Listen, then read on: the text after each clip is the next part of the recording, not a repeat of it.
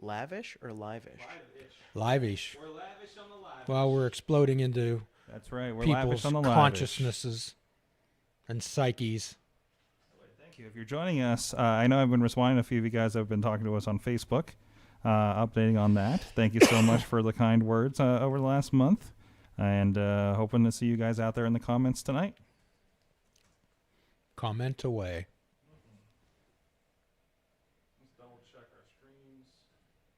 We encourage free speech, free expression, because we're happy boys and girls. I'll let you guys keep going. And we just kind of let this go as long as it goes. And then we'll be chopping that into like 15 and 20 minutes. So you might actually be featured on a couple weeks. Depending. Everybody just wants to fall in love. Everybody wants. I've been listening to a lot of Metric lately, Mike. Metric? Yes. Oh, is that guy you told me? No, it's a rock band. It's. Da-da-da-da-da-da-da-da. I understand Kiss is on another farewell tour. Yep. And Motley Crue just announced a reunion. Yeah, they're going to join Poison and Def Leppard to attempt to have a stadium tour. Is there a stadium in Beachview, Mike? No, there is not. Okay. I don't think. They're hiding it really well if there is. All right, you ready, good sir? We are. We're streaming. And I'll push it some more as we get going here. All right. I'm going to get rolling in 3, 2. Welcome aboard. Welcome to Fishing with Odd Bait. Whether you found us by accident or on purpose or merely popped in to get a view of what's going on, we ask that you have an open mind, take the blinders off, and expect the unexpected. There are no fees or tuition here. All we ask is that you have the honesty, open-mindedness, and willingness to try. And as always today, behind the mic, the producer of this program, Mr. Mike, my good friend and co-producer. And as for previous listeners of the show, we attempt to incorporate some things in your life that actually work, some things that people can associate with and resonate with in their lives. And today we're joined by Andrew DiNardo. Andrew, welcome. Thank you. So could you share with us a little bit about your background and what your message is today? My name's Andrew DiNardo, and I lived in Florida my whole life. And then just recently, 6 years ago, moved to Michigan, and then about 3 years ago, moved here to the Pittsburgh area, and struggled my whole life with obesity, morbid obesity, and a little over 2.5 years ago, had weight loss surgery, and have lost over 200 pounds, and still continue to struggle daily with that. With the mindset and making those changes, but I'm here today to let you know that it is possible with lifestyle changes and hard work. So what I'm hearing from you, Andrew, is perhaps you can write a prescription for hope today. Absolutely. It seems like you can't walk past a supermarket counter or an infomercial or a friend without someone telling you that they have the diet that everyone's been waiting for. Oh, yeah. There's always an answer. There's always a quick fix. It's constantly changing. There's pills, there's diets, there's shots, and all sorts of different things that everybody has the quick fix. But to sustain it, it's not possible to do with a quick fix. It's got to be a lifestyle change and taking those steps day by day to improve your health. So let's talk about the effects, both mental and physical, on being overweight. Well, where do you even begin? I've been overweight since probably about third grade. We moved to a new neighborhood, and I didn't have the same friends that I had before. So ended up, instead of playing outside, sitting inside and eating and playing video games, and that began that. And it's all encompassing. It affects every aspect of your life. I was made fun of by my friends, which then caused, and even people that weren't friends, those were acquaintances, classmates, and then it affects the way that you interact with people. If you're constantly being made fun of, you then go on the defensive. So I would either make fun of myself first, or try and be funnier to avoid those things happening going forward. It affects the way that you interact with people. When you're overweight, there is a sense of not being good enough. So you struggle with meeting new people, talking to people, putting yourself out there. Health-wise, I got to a point where it was difficult going up a flight of stairs. I was recently talking to a friend, and the best way that I can relate it is that it was similar to like a PTSD flashback. And I was telling him about a specific day. I couldn't tell you when it was, where I was, but I remembered very vividly struggling under the weight of my own chest to take a deep breath. So it affected everything. It affects the style of clothing that you wear. It affects the so many different things, the way that you express yourself, and the way that you interact in a group setting.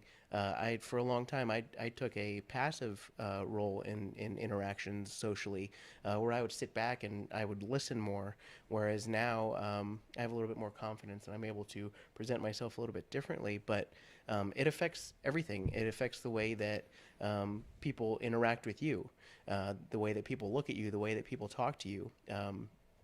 Even in hiring and different things like that, you're looked down upon because you're overweight. So there's a lot to the mental and physical aspects of it. So for a young fellow who generally, young men and young ladies who generally form their own self-perception or self-concept and self-esteem from the perceptions of others around them, how did that affect you when you were a young man? You said you deflected some of it with humor, kind of turned the humor on yourself. However, what was inside of you, Andrew? It makes you feel crummy. That I'm very open and honest on my social media. I try and share as much as possible to share, like you said, hope. But there were even times, I know, in high school where before I could even talk to a girl, I would think of all the different ways in my head that she would say no, or that I wasn't good enough, and I would end up crying myself to sleep before I even had an opportunity to present myself.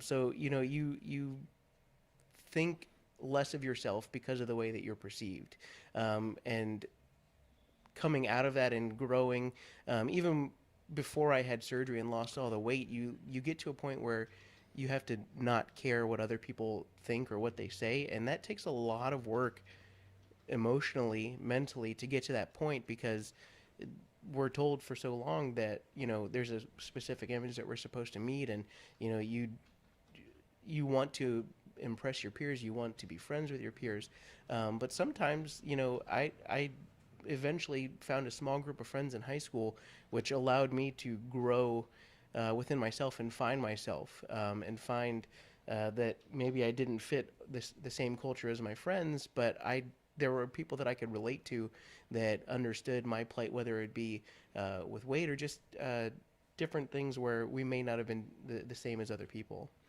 So the perceptions of others have a great deal in forming identity formation, self-concept, and self-esteem. However, for a young person, I don't think people understand how much words hurt, and that it's often said that the tongue is the only part of your body that can break a heart. There are so many different things that the way words work, and people don't even realize the weight of their words. I remember one time I was sitting at the lunch table in high school with 4 or 5 of the skinniest girls in the school, and the entire conversation for an hour-long lunch period was, if I could lose 5 pounds, or if I could lose weight here, if I could lose weight there. And at the end of lunch, I said, well, what does that mean for me? Like, I'm way bigger than you guys could ever be. And they're like, oh, no, we're not talking about you. It's me specifically. And, even I'm single, and even through all of that, people try and want to set you up with different people, and it's not, oh well, this person has similar interests to you. This person's overweight, so maybe you guys will get along. You guys both like food, or whatever the association is, But and even in that, in the dating culture, everybody's like, oh, well, now that you've lost all the weight, you're going to be, beating women off with sticks. That's not necessarily the case. But also, there's this need for people to want you to live a certain way, or to have certain things. And I'm trying to organize my life and get things the way that I want it, and people don't understand the gravity or the weight of their words. They say it out of love, they say it out of care, but sometimes those loving, caring words can be just as destructive. So we have to be very mindful of the way that we speak. Being mindful, the Buddhists talk about 3 gates that words can pass through before they leave your mouth, Andrew. Is it true? Is it kind? And is it necessary? However, what that requires is some pause before reaction. And as often we talk about this show, being mindful doesn't mean that you're floating around on a magic carpet or around the moon or sitting on a satin pillow going all day. What it means is to pay attention on purpose. I would suspect there was many times when someone would make an offhanded remark and later maybe apologize to you or tell you that they didn't mean that. Oh yeah, well, and sometimes we don't even realize what we're saying. I shared that I've gained and lost my whole life, and there was one conversation I had. At that point, I had lost maybe like 30 pounds, give or take, and somebody made a comment and said, "Oh, Andrew, you look great. You'd look fantastic if you lost another 10 pounds." And it's just like, that's very true, but I killed myself to lose this last 30 pounds, and the goal is to continue losing, and that was very hurtful, and it sent me spiraling. So, we talked about the mental aspect of it. A lot of times, without realizing it, we cope with food.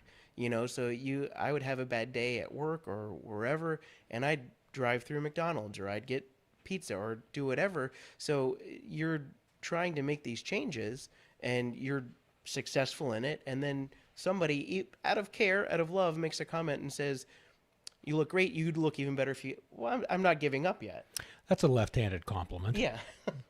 So it can be very difficult, and that goes back to the words and how much they mean. So I don't think we realize the levity that we have in the words when we speak, how much they can affect somebody. We talk a lot about mental health. It's becoming more and more of a socially conscious idea, and we don't realize what other people are struggling with, and one little comment might send somebody, right down the wrong path.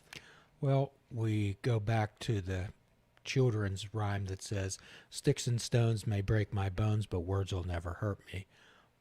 Wounds heal, broken bones heal also. Words are forever. Yeah, and those are things that you carry with you for a lifetime. There are things that I remember that were said, in elementary and middle school. There was one girl that I knew that for whatever reason, she never liked me. And she made a comment she said that I had man boobs, and I said, "I think you're just jealous because mine are bigger than yours." And she never had anything to say to me after that. But had I not been able to be so quick on my feet, that could have sent me spiraling, and that was at a young age, and as we continue to grow, you would think we would grow past that, but we don't, because we're all working on things eternally, and we, deflect so that the attention's not on ourselves. Well, our strongest memories are formed by strong emotions attached to them. And again, the Buddhists say that flowers don't compare themselves to other flowers, they bloom. And what we practice in our firm is holistic wellness, mind, body, and spirit, and helping people understand that they have a choice in their life, Andrew. So talk to me, you mentioned earlier off the air about eating your feelings. Could you say more about that? Well, with food, we talked about it off air also, it's an immediate gratification. So if you're having a bad day, you are upset, you're stressed, fill in the blank, somebody said the wrong thing, you have this way of immediately gratifying yourself. You can go and get McDonald's or pizza or fill in the blank, whatever your comfort food is. It's junk food, ho-hos, ding-dongs, whatever it is, and you eat your feelings. It goes directly in your mouth, and you have that instant gratification. And then 10, 15, 20 minutes later, there's that realization of, what did I just do? And then you feel bad. So it can become cyclical as well. We have to be careful, and that's something that I'm still working on. I had surgery almost 2.5 years ago now, and it's something that I still work on. And now one of the little tricks that I try and do, you go to the grocery store and you're picking up things and you're on your way out and you want something real quick and you see that bag of M&Ms or Reese's, whatever it is. And I always look at the back and look at the calories, because when I'm at the gym and I'm on the treadmill or I'm on the elliptical or whatever it might be, I'm like, 400 calories, that's a half an hour on the treadmill, and kind of try and deflect myself from doing that. But there are some times where that has become such a coping mechanism that you say, whatever, I'm going to eat it.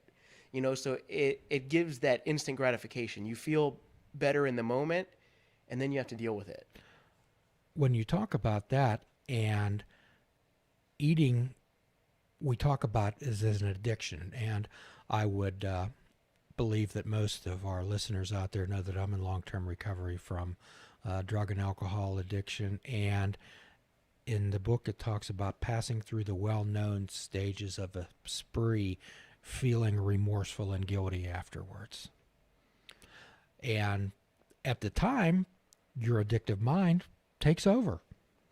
Talk to us a little bit about what goes on inside a person's head when they're being the subject of disparaging comments and criticisms and being the butt of jokes, and you go home and you're by yourself.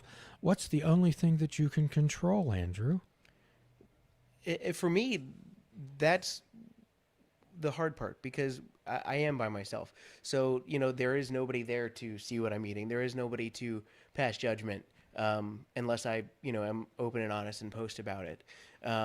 But I've turned that, at least at this point in my life, this is the first time that I've considered myself successful in what I've been able to do.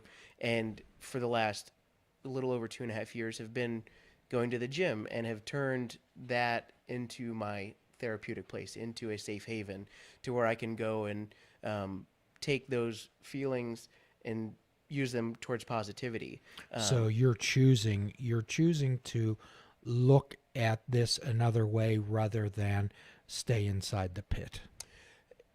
It is, yes, it's helpful, but there are still moments where, you walk a block up the street at work and go to Subway, and you go to get one cookie, and they say, oh, well, it's cheaper if you get three. And you get three, and before the time you get back to the office, you've already eaten all 3 cookies. Sure. And you've eaten those feelings. So it's trying to fight those impulses, because I find that it's especially now, I know when I'm doing it, and it's having the will, which is not always there, to say, I don't need this.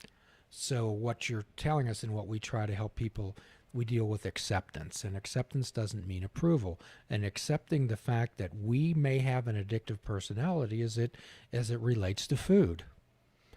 Acceptance doesn't mean approval. However, acceptance is always the prelude to change. You have to realize that there's an issue. You can't think that you're going to overcome it overnight. I'll keep saying it. It's a lifetime struggle. I am not going to be able to, in 2.5 years, negate 30 plus years of poor eating habits, poor coping mechanisms. It's a constant change. I'm a constant work in progress. Yes, I go to the gym and I try and change that focus and energy towards positive, but there are still moments of weakness, and it's a constant struggle. And it's understanding that if I make a mistake, like before, a bad day or a bad couple of days would be like, all right, I'm done. And then you go right back into that same lifestyle, and you end up where you were. You worked so hard to get to the point that you're at, and then you allow one stumbling block to destroy everything. And now I've come to a point where, okay, I've had a bad day. I've had a bad few days, but I need to get back on the horse. It's not going to completely derail and ruin everything. So you're talking about not beating yourself up and accepting the fact, okay, I had a slip. However, I still have all the knowledge. I'm still myself. Yeah, and it takes time. I know with social media, it's a wonderful thing. I've been able to come into contact with a bunch of different people that have had the similar surgery that I've had, and we're able to connect and we're able to hold each other accountable.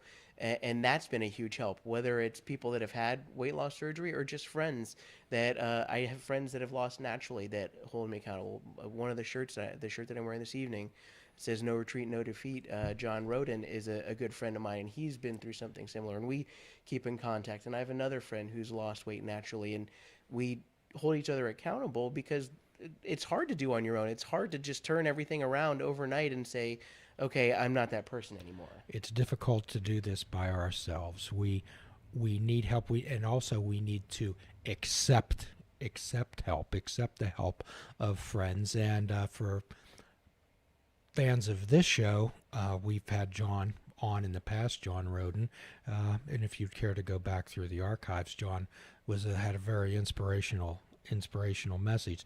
So, getting to that, what has John meant in your life, Andrew?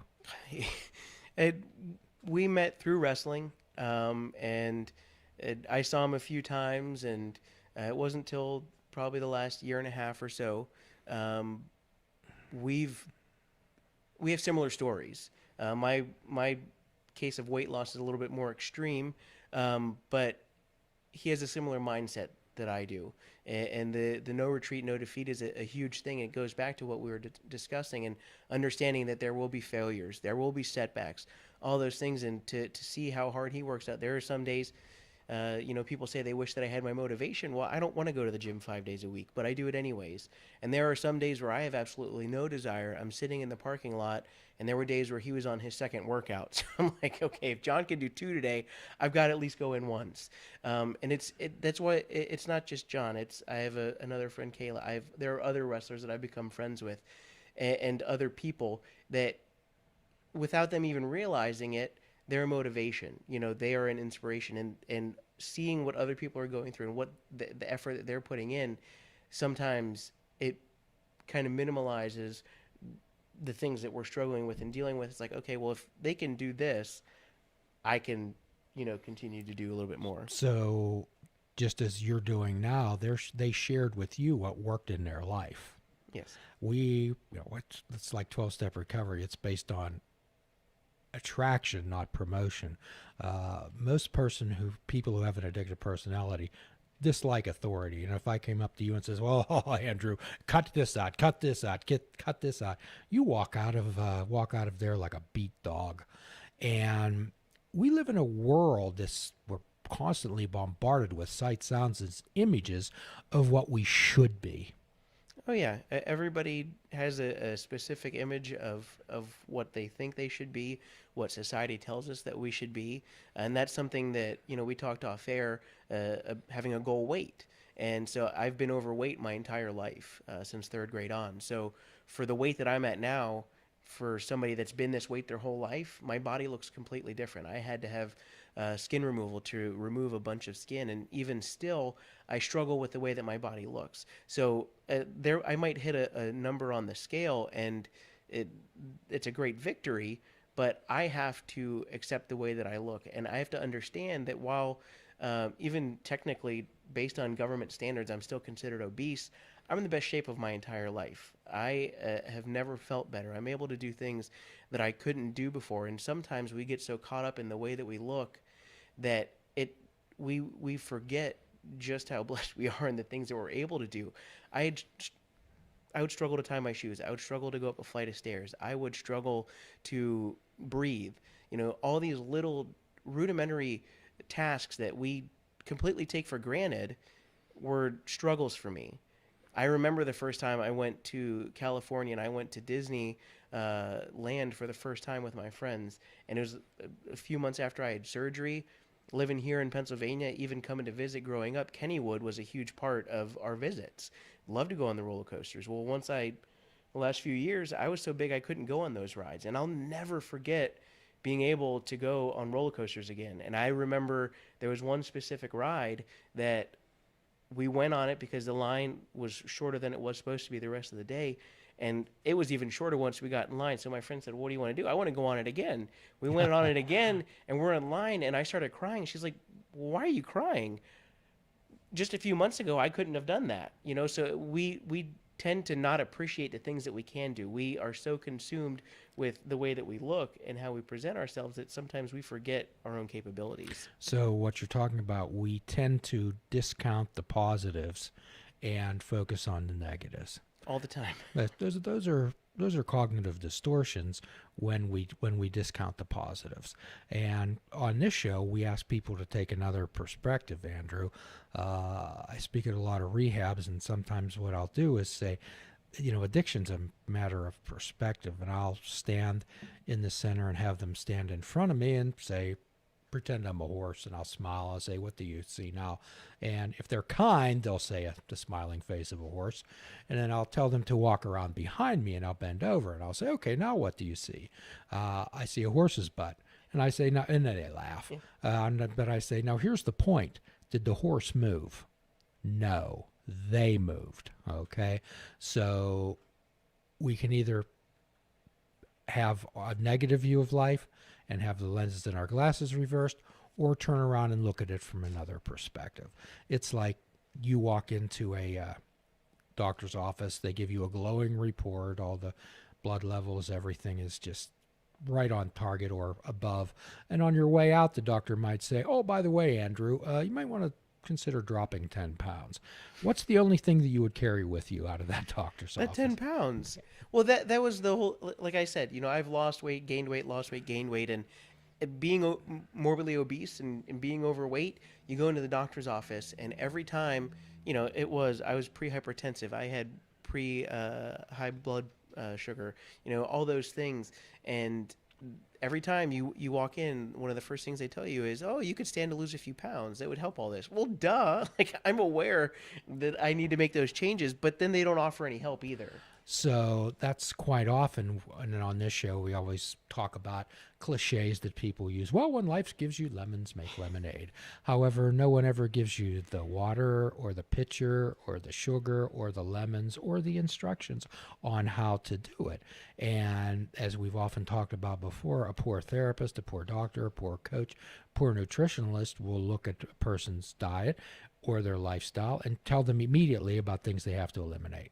Where we take the opposite and we talk about adding positives to a person's life first. So I know it's difficult to even consider adding positives to your life when you're in depression. So talk about how self-image and social interaction or lack thereof can lead to depression, Andrew. It's all what you focus on. You can focus on all of the negatives, and that's the easiest thing to do. I've become a very positive person. I've suffered from depression. I died in the back of a church building when I was 18 months old and was brought back to life. And I remember at points in my life where I said to God, I said, "If this is what you spared me for, why'd you let me live that day?" We can get into the pit and we can stay so focused on the negative, or we can find the positives. And I've had people who haven't known me my whole life, didn't know that I was depressed, was never clinically diagnosed, but there's the lethargy, the eating, all those different things that are classic signs of depression. And they say, you can't understand. You're too positive. You haven't been in my shoes. And while I may not have been in their specific shoes, I have to, even at this point, continually choose positivity. It's a daily thing, and that goes back to the people that you surround yourself with, the things that you digest, whether that's social media, whether that's the music that you listen to, the all those different things. You have to find ways to be positive. And when you have poor self-image, when you have all of those things, it's very easy to focus on the negative. It's a lot harder to focus on the positive because that takes work. Negative is easy. Negative is easy. Our minds tend to drift toward negative outcomes. And quite often on this show, we consider people to be like plants. So I often ask, well, what are three things that it makes a flower bloom? What are three things that a plant needs? It needs water, soil, sun. Yes, yes. So what we translate that to in holistic wellness is the water taking care of your physical body. Okay? And we think about the sun, and in the 12-step world, we talk about the sunlight of the spirit. We talk about a spiritual connection with something. And then we talk about the soil is the environment, the people, places, and things that you surround yourself with. If we surround ourselves with friends who just we're the butt of their jokes, or we try to ingratiate ourselves into some type of a crowd because we think that if we get in with them, they're the cool people, I'll feel better about myself. That's not true. What you'd like to surround yourself with is like-minded people who give you encouragement and support, like John Roden. Well, and so I never got into drinking, but I had friends when I was younger who that was their resolution to everything. And I loved them as people. They were some of the nicest, most wonderful people that I've ever met, but their solution to their problems was every weekend to drink. And I hung out with them and I enjoyed my time with them, but it got to a point where, you still had a problem when you woke up the next day. You're hungover and you had less money in your pocket, so you didn't solve anything. And as much as I enjoyed their company and spending time with them, I had to remove myself from that situation. I had friends who I had for a lifetime that I loved, but, the people that they hung around with were not positive influences. They were people that I try my best not to curse, and they were people that spoke so, used very foul language. Then I found myself, after working for so hard to remove those things from my life, that I started to talk that way. I started to think that way. So our environment is huge because we can just as easily go from a positive influence to a negative influence and then see that swing as well. So we have to be very careful with what we surround ourselves with, because if it's easy to be negative and I surround myself with negative people or negative influences and people that are doing things that are counterintuitive to what I'm trying to do, it's very easy for me, knowing my personality, to fall into those traps and to fall into those holes. That involves making choices. These are the tattoos that I have. I choose and I am. Self-validation. However, at times, making those type of choices in the moment can be difficult. I had, at that point, they were some of my closest friends, some of my best friends. So outside of my girlfriend, that was the only friends that I really had. And for me to completely remove them from my life was very difficult. And I didn't know what I was going to do. And I was prayerful about it. And even though I think I'm 10 years older than my cousin, I started hanging out with him and his two best friends. They didn't like to drink. They didn't have foul mouths. We were able to do different things outside of what my friends were choosing to do. And that completely changed my life. It was a huge transition for me, and it changed even, the way that I thought and the way that I did things, because not only was I not around those negative influences, but I was also now an example for them. So I had to raise my standard and raise what I was doing to be a good influence for them. Quite often, what we do is we help people differentiate between emotional mind choices, which are reactive, logical choices, which sometimes can be black or white thinking, and then we try to help people understand what a wise mind choice is. And a wise mind choice learns to respond rather than react. And a lot of people would say, oh, gee, then a wise mind choice would be the obvious choice. A wise mind choice would be the no-brainer choice.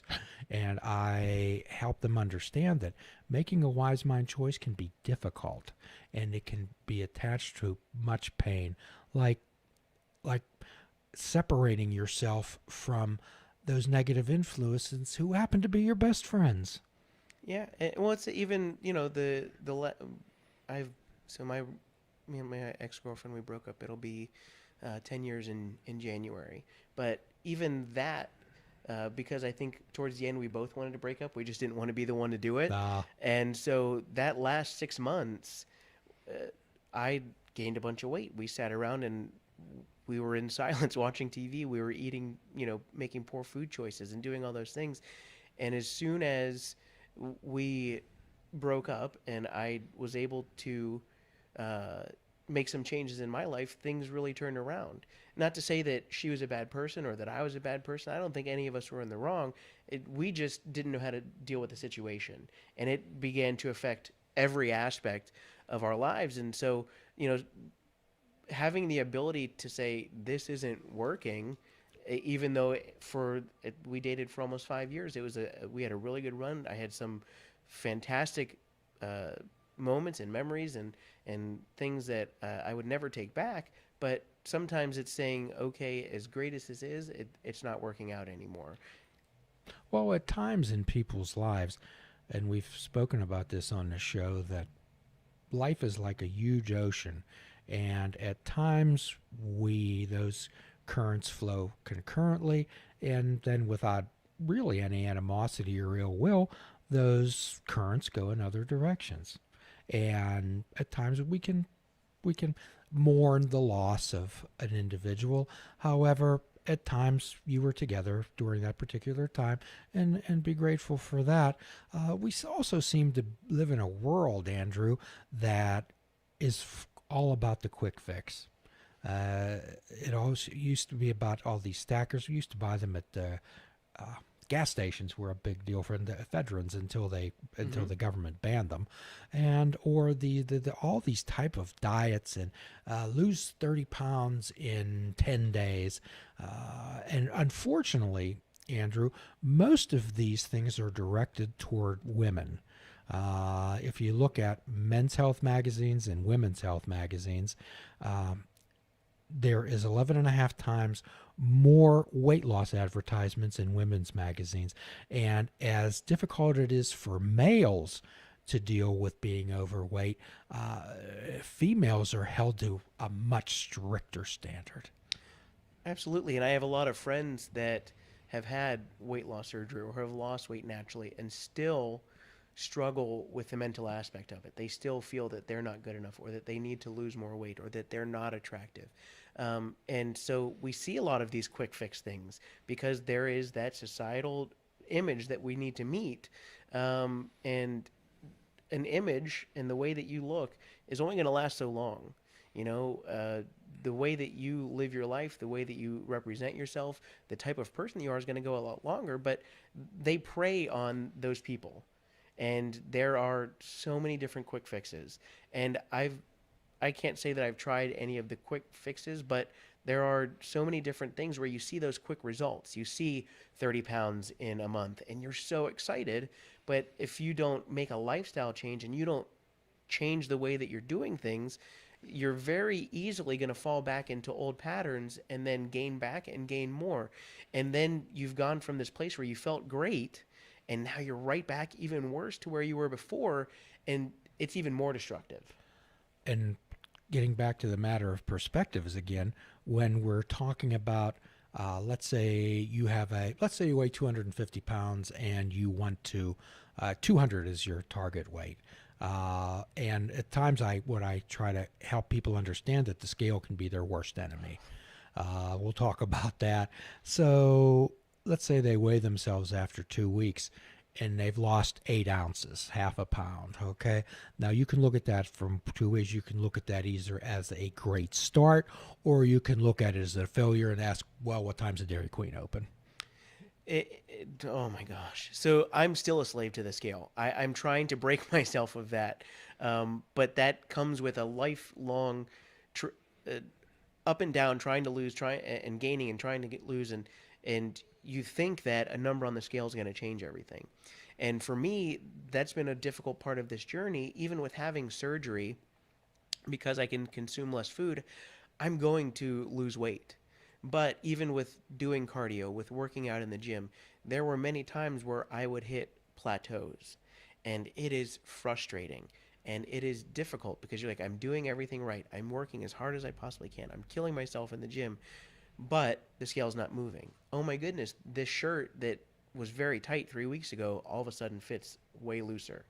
So maybe sometimes the scale doesn't always match up with our body composition. These jeans that didn't fit before, now they fit. Now they're loose. And another part of it is being honest with yourself. You know, I know that some of my biggest struggles with the weight loss and getting to a point where I was at a plateau was me with this surgery, because I can only eat so much until I have discomfort. I would eat in smaller portions throughout the day. So I would graze throughout the day, and then I would go to the gym. I would kill myself for a few hours at the gym.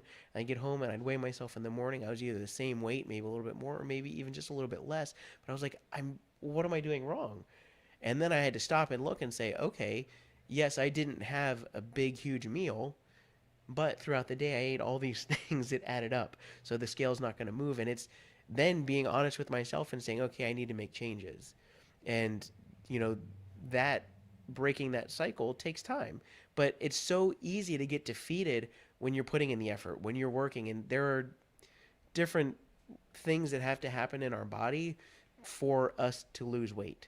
And there are some times where we might lose a half a pound in 2 weeks, and we give up because we went to Dairy Queen because it opened at 10 o'clock, and we had, a blizzard, and then we had chicken strips and fries and all those things to, take care of the way that we feel.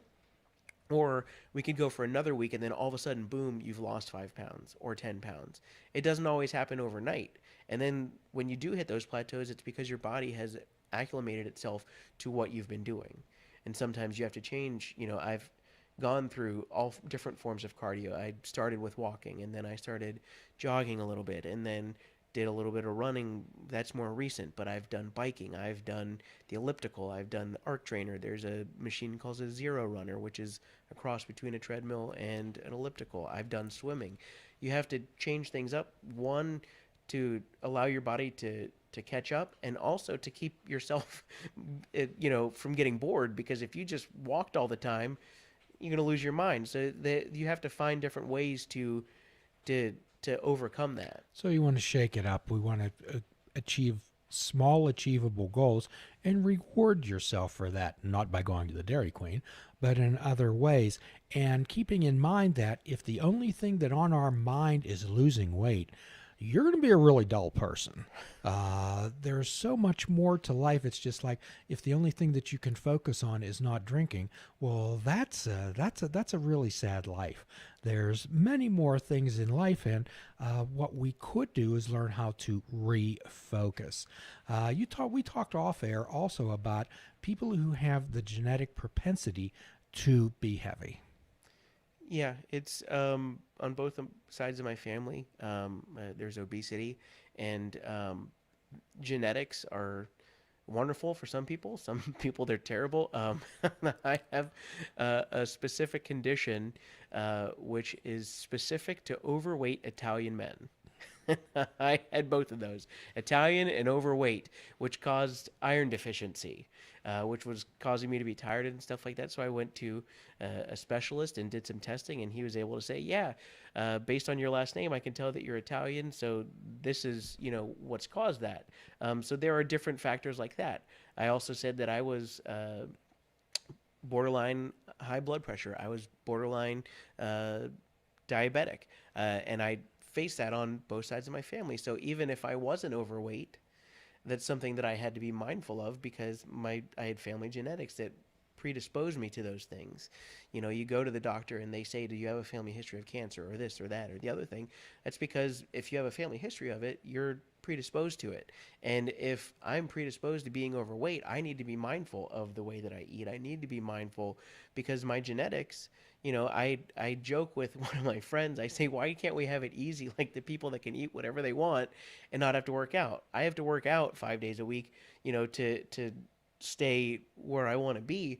And, sometimes I'm overcoming myself because I made poor food choices, but also, even at this point, my metabolism isn't what somebody else is. I had a friend growing up, I'll never forget it, and I share this all the time, who, whenever we had big church events, we'd stay at their house, and his mom would always cook for an army of 15 to 20 people. And there was one Sunday where she made us Belgian waffles, and I'm not talking like I'm talking like massive Belgian waffles. And I smelled one and I gained 5 pounds, and he had like 10.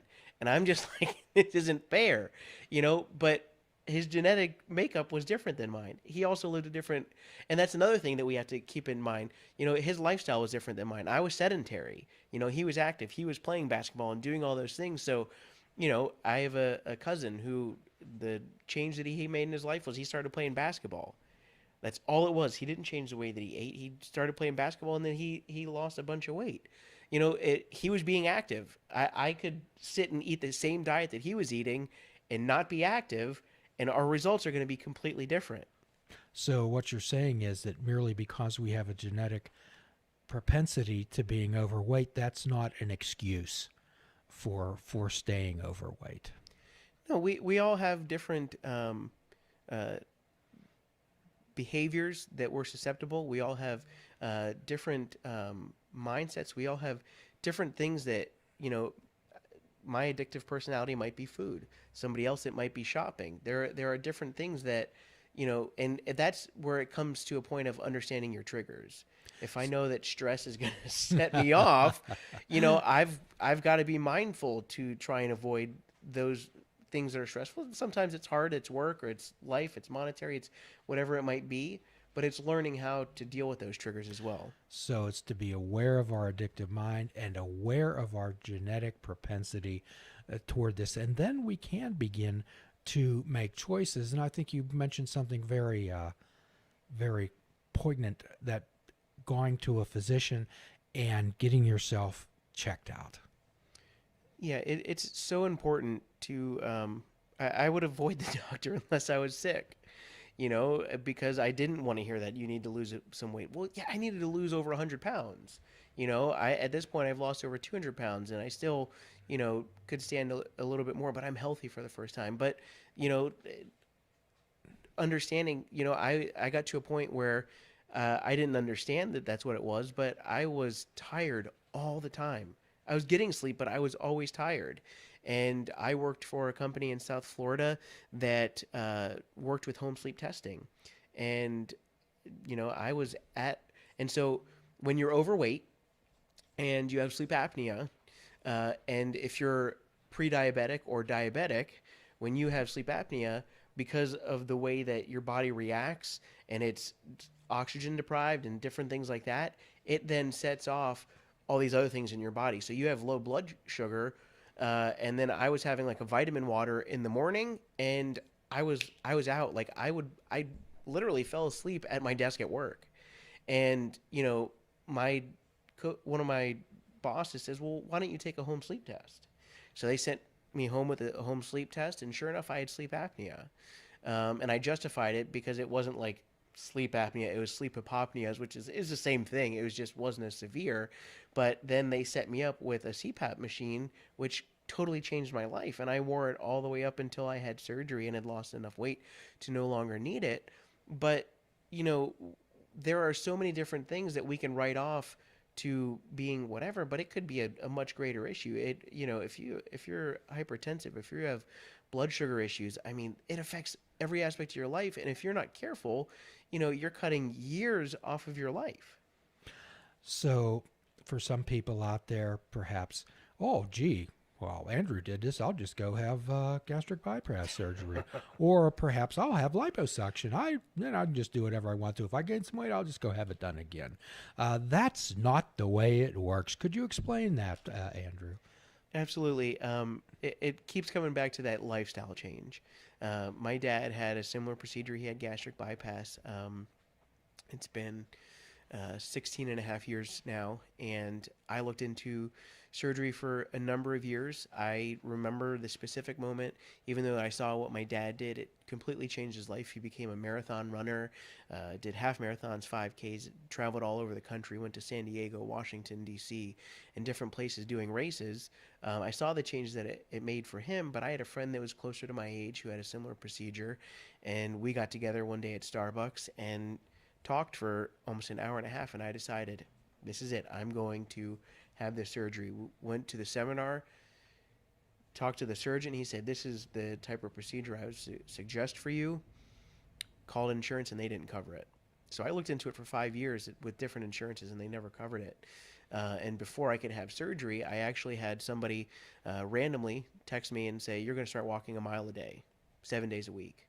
At that point, I was in between jobs. I was completely sedentary. I was almost at my biggest weight ever. I hit over 400 pounds at one point, and I was living in the basement for the most part. And I said, I am? He said, yeah, you are.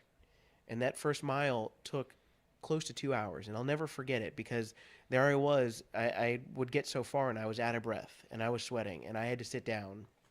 And so I sat down multiple times, and there was one point I was sitting down, and this woman drove past, and she says, oh, are you okay? I said, yeah, I'm fine. She went to the store. She came back a few minutes later, and she says, are you sure you don't need me to call somebody for you? And I just said, I'm fine. Slammed my hands on my thighs, got up, and, ran walked the rest of the way home. But it started a process there. And it took a little bit less time the next time and the next time. And then, okay, I'm going to walk a mile and a quarter. And then, I got challenged. Okay, today you're going to do a 5K, which is 3.11 miles. And I was doing 1.5. I'm like, you're nuts. A lot of times we don't realize what we're capable of. We get into this mindset of I can't until we push ourselves and we learn that we can do more. And then from there it was, okay, you're going to cut out pop. Now you're going to cut out, fast food. And at that point I was living 45 minutes from work, and fast food was a huge part of my diet. And I was like, I can't do that. But then I learned to meal prep, and I learned to make those changes. You can have surgery, and it just on sheer science alone, because you can consume less, you're going to lose weight. But if you continue to eat the way that you ate before, it's only going to be for a short period of time. You have to make lifestyle changes. You have to change the way that you interact with food and things like that, and make necessary changes to allow yourself to succeed. So I lost 60 pounds naturally, and then I found myself out of work because my position was downsized. I was looking to move. I was looking for work. I was looking for to make all these different changes. Well, lost my job, not finding work. So you eat, you stay sedentary. I'm not walking anymore. I'm not working out. I'm not doing any of those things. Then I got a job here, and I moved, and then you're on the go and you're finding your bearings. And so I made more poor choices, and I ate fast food and all those things, and I gained back almost everything that I lost. I lost 60 pounds. I think I gained back 54 of it. And it gained back differently. My stomach grew back different. And that was a huge factor even after having surgery. But then they tell you after surgery that you need to walk a mile a day every day to, help with the weight loss and help with recovery of surgery. Well, within a week and a half, I was already walking 2.5 miles because I had already built up this way of life. And I had worked with a personal trainer, so I had a little bit of knowledge. But then I had to go forward, so for the first 6 months, all I did was cardio. And then I met with another friend of the show. She's now known by Lady Frost, a friend with the Sorgs. And I met with her, and she helped me get back into weight training, which was another phase of it. And so I had little pieces here and there, but then that wasn't enough. Then I had to start doing research. Okay, well, I want, my body to look like this. I want this to change. I want to do this. And so I started doing research. I would look at multiple articles and say, okay, these 7 articles, these 3 things are the key things that work. Then I would look up YouTube videos for technique. And then, I would talk to my friends, or I'd see what other people at the gym were doing were successful. And I would take those things and make them a part of my routine. And even within the last 2 months here, I have, there's a personal trainer that I follow on social media, but over the last few years, I've used him for technique. Well, then I started seeing he had different videos that had the results that I want now. And so, even within the last 2 months, making little changes to my routine, I've seen huge results. But if I were to have stayed where I was and thought, okay, well, I had a quick fix, I had surgery, I'm good, and stayed where I was and stayed eating the same way that I was, it's very simple. And that's where you have people that say, well, don't gain back like so and so. They lost all this weight and then they gained it back. If you don't change your lifestyle, you're going to stay where you were. When nothing changes, nothing changes. So what you're saying, that rather than wishing and hoping or waiting for something to happen, you took the action and effort and bought the ticket. So when people say, oh, gee, I think I'll go have gastric bypass surgery, it's not like walking in and buying a pair of pants. Could you tell us a little bit about the procedure, the qualifications that it takes to go through? Sure. So I had what's called the vertical gastric sleeve gastrectomy, and so what that surgery is they go in laparoscopically and they remove a portion of your stomach, and they take it from the size of a football to the size of a banana, and it's about 4 ounces, and then they remove the rest through one of the holes that's created through the laparoscopic procedure.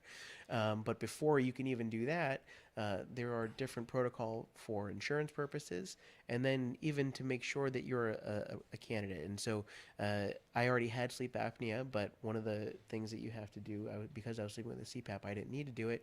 You have to do a home sleep test. You have to do a endoscopy, so they go and make sure that everything is good, that it's something that they're able to do. They do a regular physical. They do blood work to make sure that things are where they need to be. And one of the most important parts is they have you go for a psych evaluation. Tell us about that. Share that with our listeners. So the psych evaluation, I know that it's different for everybody that does it, depending on what their insurance covers, who they go and see.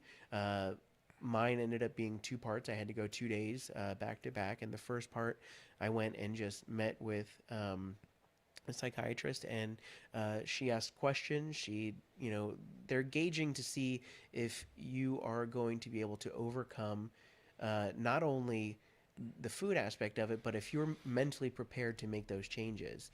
And then I was sent home with, I think like a 100 question or 120 question test, which shows how you interact and react to different things, which allows them to know what type of personality you have, if there's more that needs to be done. Because I know some people that have that mindset. I'm going to go have this surgery and it's going to change everything. And that's not the case. It's 98% mental. Every aspect of it is mental. Total transparency. There was a point where, I talked about, the grazing throughout the day. Well, a part of this procedure is you're supposed to chew so many times, and I've gotten away from that the further out you get. But in the beginning, they tell you every bite to chew 30 times, that your food should be the consistency of applesauce. Well, if you drink, they tell you not to drink within 30 minutes before and after you eat.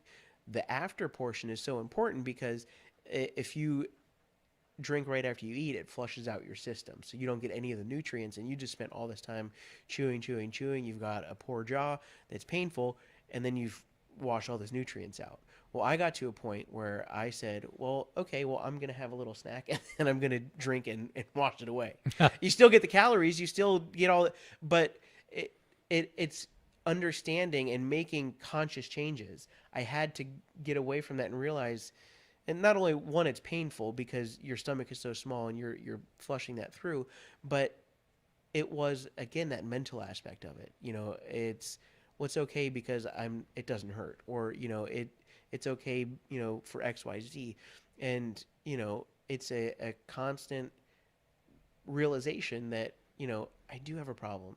I didn't get here overnight. You don't get to 400 pounds without having some sort of issues and some things that you need to work out.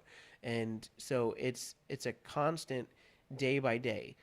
I have friends that are further out from the procedure than I am. I have friends that are, have had it, within the last 6 months or so. And the people that make the mental changes reap greater rewards. As you go through this procedure, Andrew, I hear you changing the script inside of your head and the way that you began to develop a mind of awareness and knowledge through all these things that you did, and actually being able to talk to yourself like you'd talk to a friend, to be your own coach, to be your own cheerleader, to hold yourself to a standard, and also to become your own therapist.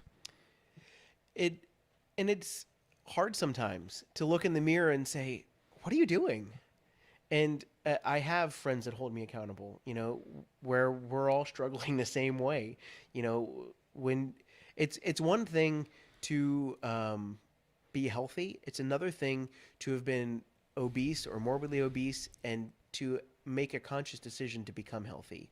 And so I have those friends that have been on the other side, and so they understand.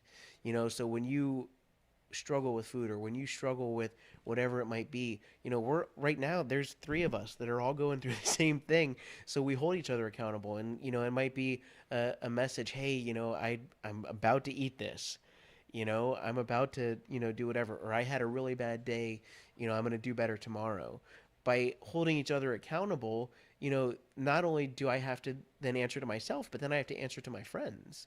And, so we're trying to reach whatever our goals are. My one friend, she just had a baby. And so she went through the whole mental aspect of it, of this whole time trying to lose. And then, okay, now I'm growing a baby inside of me. So I've got to eat for the baby. But then part of that was she then took back some of those unhealthy characteristics and behaviors from before and justified it with, well, I'm growing a baby. And so and there are so many different things that we can do. So like even for me, my whole life, my whole goal has been to lose. And I still am a slave to the scale. But the number doesn't really mean anything anymore. As much as I focus on it, it's now understanding that it's more about the way that I look and the way that I feel. And that's a hard transition too. If I could, I would throw the scale out, but it's also a point of accountability. But it's making a conscious daily effort. It comes back to, I failed, I'm going to do better. Because you can derail yourself by 10 o'clock in the morning and decide I'm going to give in for the whole rest of the day. Or you could say, okay, it's 10 o'clock. I still have another 10 hours before I'm going to bed, or 12 hours before I'm going to bed. I can make it better. Well, we often talk about people that have the ability to hit the reset button. We often talk about when your phone gets a little funky or your computer malfunctions, the printer just isn't quite right, it's a little clunky and cloggy. What does a tech generally say before attempting any type of a fix? What do they generally say? Have you restarted your computer? I worked in tech support, and I said that all the time. Yes. So what we help people do is to understand that they can reboot at any time during the day, even if they have to do it 50 times. Yeah, and there are days where it's 100 times. Whether that's food, whether that's the way that you're feeling, whether it's focusing on the negative, there's so much that we have to reset throughout the day. And if you choose to go... I love the way you say that word, I choose. If you choose to go to the end of the day without resetting, or the end of the week, you can put yourself in a really hard place. And sometimes a week turns into a month, turns into a year. We get into the situations that we're in by allowing ourselves to make continually poor choices and not dealing with it. And again, I didn't get to 400 pounds overnight. I'm also not going to lose weight overnight. I'm not going to overcome all the different triggers and all the different coping mechanisms and all those things overnight, because if I could, I wouldn't have gotten to where I was. So how has your life changed? What is your life like today? It's totally different. The way that I interact with people. My nephew, he's 5.5 years old. He's down in Florida. He's one of my biggest whys, one of my biggest motivations to continue going on. I will never forget very vividly one of the last times they came to visit before I had surgery. We were playing where I was living, and I was spinning around with him in my arms, and it was a combination of being overweight, getting a little dizzy, and I remember stumbling and almost like falling through the wall with him in my arms. And I was terrified that if we would have gone through that wall, what would have happened? And at that point, I said, this is never happening again. And, there were times where it was difficult to do fun things. I could do everything, but it was a labor. It was difficult. I would find myself breathing labor, doing little things. And I'll never forget, the first time that we did certain things. I remember going to Disney and, so I lived in Florida my whole life. I was the type of person, we talk about genetics, I could, sweat just breathing. And now with losing weight, I don't sweat as much as I used to. So I remember it was February, it was warm. I had them on my shoulders and I was running through Disney, wasn't sweating. I wasn't out of breath. I had, this little child on my shoulders and we're laughing and giggling and having all those things. I remember going on the roller coaster for the first time again. I remember, going from, I at my biggest, I probably could have been a 6XLT, but I was in 5XLTs. And I remember walking into the store that I shopped at for the last 15 years or so because I was overweight and that was the only place that carried shirts in my size. I remember going back because I had a coupon and I had some birthday coupons and things like that. I was all excited to go in and get some new stuff because I was getting into smaller sizes. And I walked in and I had just bought shirts the week before somewhere else. And she says, well, what size are you? And I told her, I said, I'm a 2X. And I was excited because that was like the size that I was in like high school. Like when I started like gaining, I remember being an XL, but like I was all excited that I was a 2X. And she's like, I don't think so. And so she measured me and she says, I don't think you're a 2X anymore. She says, I'm going to grab you some shirts. We'll try some stuff on. And I tried it on and she says, well, what size do you think that is? I said, it's a 2X. She's like, no, it's an XL. And I remember being in the store and almost like crying, because I had worked like that was like a goal to get to that. And then even in that same moment, so that was some stuff from the clearance. I was like, okay, I'm going to go look, I've got coupons. I'll pick a few things out. And we talked back to triggers and different things like that. So I've gone from a point where I weighed close to 400 pounds. I was 398.8 pounds at my biggest before surgery. And I went from that point and being a 5X and going in the store, not so much in shame, but, you go in and you're like, it's difficult because that's the only place that works. So you're not even looking at other people. You don't have your head down, but you're like, okay, what can I get? And so here I am now. I'm an XL. And there was a gentleman that was in the store that was bigger. And I remember him giving me a stare like, what are you doing in my store? And so I went from, being on the other side and being so shameful, like kind of having my head down, to now I'm getting a glare like, what are you doing in my store? And I'll never, you don't forget those moments. We talked about wrestling and people that held me accountable. I remember there was a wrestler, his name's Wardlow, and he was from locally independently. He's now signed with a larger company, but we became friends. And when I first got here, I was a 5X. So when I wanted to get shirts from wrestlers, if they had a website online, I was able to order it. And I had to pay extra because it was a bigger size, and then I had to pay shipping as opposed to walking up to them at their table and saying, here's $20. I was now spending close to $32 for a t-shirt. And so I bought my two first shirts when I was here. And then I remember asking him at one point, as I was getting to smaller sizes, I might have been like a 3 or a 2X. And I said to him, I said, what's the biggest size you have? He says, all I have left is XL. I said, hold that for me. And I remember after I left the store, because I had gotten to an XL, sending him a text and saying, bring that shirt to an XL. I can't wait to wear it. And so that was a huge motivating force for me. But when you go through all those different things, you learn to appreciate, like I appreciate being able to go on a roller coaster now. I appreciate, I remember it for me, I got to a point where standing for 10 minutes was painful. So then to be able to go to Disneyland with my friends and to go, I think over 2 days we did like 17 miles. I never held anybody up. I never had to sit down. I remember there was a time where I was with a friend and we were in Ann Arbor and he wanted to go somewhere. So we went to the other side of town and then we were making our way back and we had taken one of those guys in the bike. We were two massively overweight dudes, and we're sitting in the back, and he was going up the hill, and I remember the bike tilting back and feeling terrible for this guy that was driving us to go get insomniac cookies at 10 o'clock at night. So he's taking two fat guys to get ice cream and cookies, and realizing in that moment. But then we ended up being way further from where we parked, and I don't know how far we had to walk, but I remember having to sit down. And I remember being in so much pain, my back was burning, and crying out of embarrassment and pain because I had to sit down, and we still had like another mile to go. So to go from that to be able to run a mile in under 9 minutes, to be able to do a 5K, to be able to, lift weights and to do all those things that I never would have imagined doing before, you learn to be grateful. You learn to enjoy them.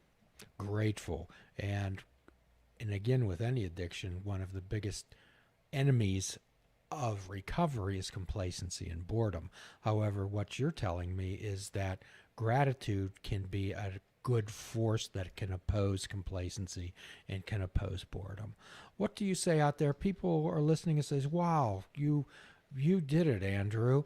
How about me?" What do you have to say to someone who's sitting out there saying, "Gee, I wish that were me"? It starts with a decision. You have to choose to want change. I have people all the time that tell me, "I wish I had your motivation," or "I wish this," or "I wish that." Well, you can wish all day long. If you don't make any changes, nothing's ever going to change, and you said that this evening. So it has to start within yourself. It might be nice to be motivated by me. It might be nice to be inspired by me. But if you don't get up and make changes, people, I didn't start out, I have people say, "Oh, I wish I could run like you could do," or "I wish I could lift weights like you do." Where I'm at now, a year ago, 6 months ago, I wished I was at where I'm at now. And it takes consistency. It takes making a consistent effort. Did I wake up, okay, so we talked about Wardlow. He just debuted last week on TV, and my phone blew up. Well, his song for a bunch of my personal records at the gym that's what I listened to. So everybody's messaging me, "Oh, well, he just debuted. I got videos and different things like that." Well, I turned his song on, and I set a new PR by like 50 pounds. But if I wouldn't have been working out 6 months or 2 years or however long, I wouldn't have even come close to where I am now. I didn't start running. I told you it took took almost 2 hours for me to walk my first mile. And then I remember my first goal was to get my mile under 20 minutes. And then it was under 18. And then, then I remember getting under 10 minutes was a huge deal. And now when I haven't been running as much, but like now getting to 10 minutes is like, that's not a big deal, So it starts with making a conscious decision. I'm going to make change. If you want to take a drastic measure and have weight loss surgery, anybody that's morbidly obese or obese and fits that criteria, I would suggest it. But going into it, you have to realize that it's a tool, and it's only going to take you so far. I suggest the thing for me that really hammered it home when I was kind of when I learned that I could have surgery. When I was talking to the physician's assistant, she said to me, "For you to lose the weight that you want to lose and keep it off long term, it's going to be nearly impossible to do without surgery." She didn't say that it would be impossible. I know and follow people on social media that have lost similar amounts of weight that I have without surgery. So it's not to say that it's not possible. But to lose it and to keep it off, surgery was my best answer. So you have to find what works for you. We discussed off-air different fad diets and different things like that. That might give you that instant gratification. You might see the numbers move, but if it's not going to be something that you can sustain long term, it's not going to be beneficial. You might see immediate results, but if you don't make long-term lifestyle changes, it's not going to mean anything. So I used to eat fast food multiple times a week. I used to eat, lunch meat sandwiches because it was simple. Well, now I meal prep. Now I go to the gym multiple times a week. Now I do different things. I surround myself with like-minded people to keep me accountable. To look and say, okay, well, look at what this person's doing this week. Maybe I can, so I know somebody that recently had surgery and was struggling to walk a mile. And we got together recently and we went for a walk. And I said, well, okay, you're doing okay. Let's walk a little bit further.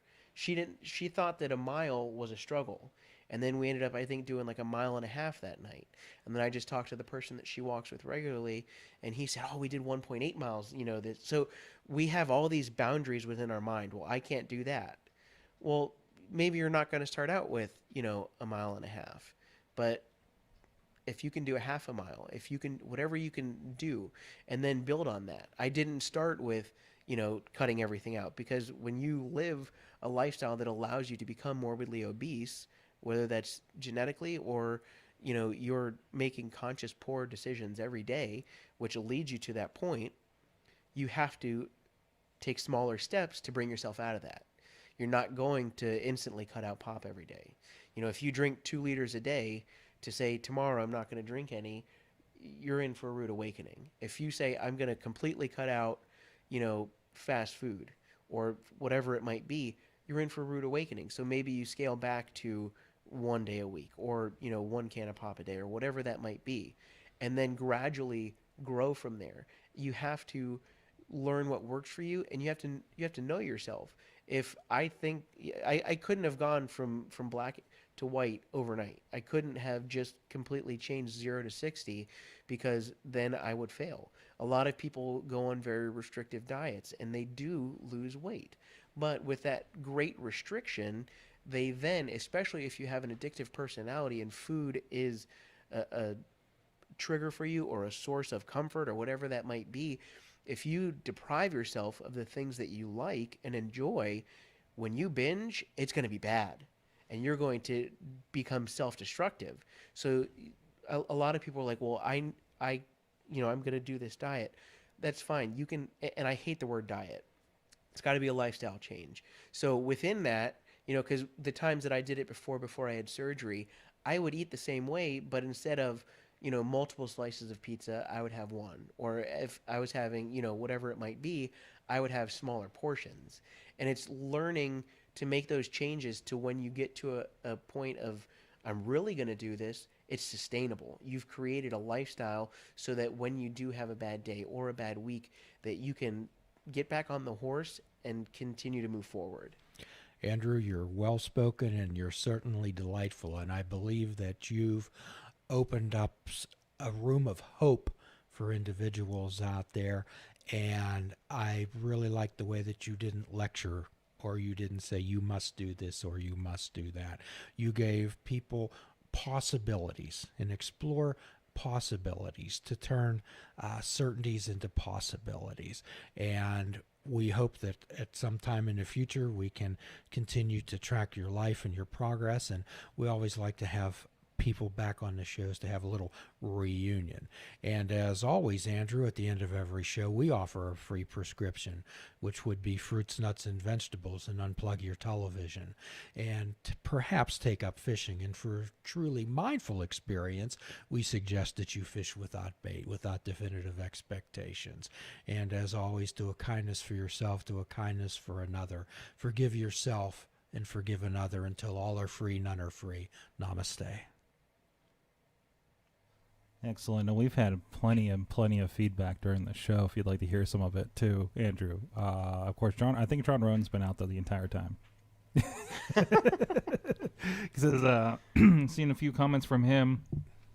Let's see here. Tyler Klein is out there too. Says Andy's been one of the most genuine people out there. I live for his signs at shows, and he's been a big supporter of me as well.